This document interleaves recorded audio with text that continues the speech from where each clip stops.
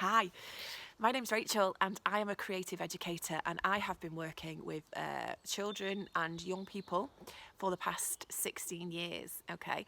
And I wanted to jump on and share some of my experiences and knowledge with you, which might help you in this incredibly intense and difficult time.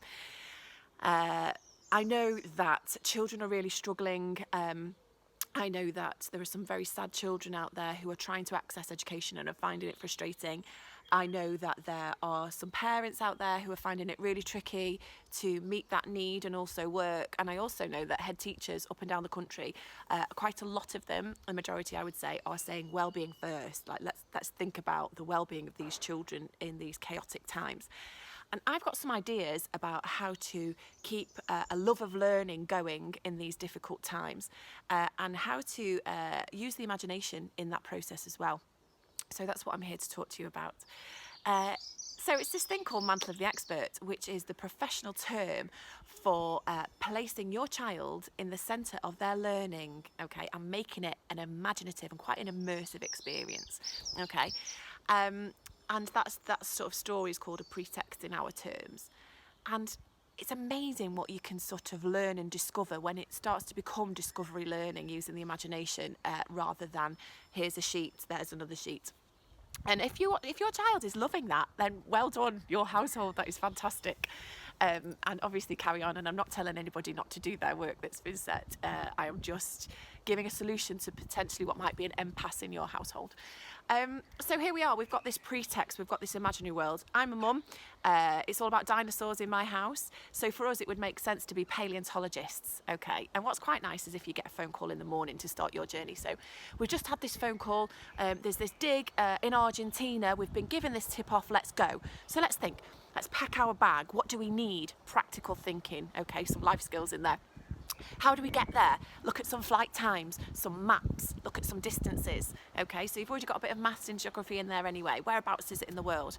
You arrive there, you do your dig, you find some fantastic things. Okay, we used a resource from the Natural History Museum, and within it was a sort of a series of A4 sheets that you could put together like a giant jigsaw, and it made the shape and size of a Diplodocus femur. So we did that, and we did our measuring alongside that as well, and he lay next to it and we took a picture, and that was all quite fun.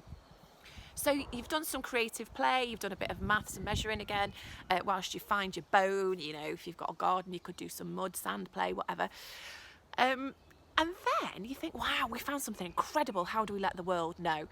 So you might do a vlog, you might do a handwritten newspaper article piece for a paper, you might look at social media, and how you might advertise your dig in social media and what you've found, publicise it. And then you've got some literacy in there as well, a bit of ICT as well if you go online to do it. And then you're really hungry and you think, right, how much money have we brought with us for our food tonight? Budget it out, think about how much you're going to spend each day. Let's go out for some food. What's the local culture like? What are the festivals? Have you arrived there in some fantastic festival of light, or I don't know, something else that's exciting and creative that you could get involved in the celebrations there, and research how people live? Okay, and then food. What are you going to eat? What do you fancy? What is this sort of staple diet of the people where you are? Have you got any rice or pasta or bread in the cupboard that could sort of imitate or reflect how people live in that country?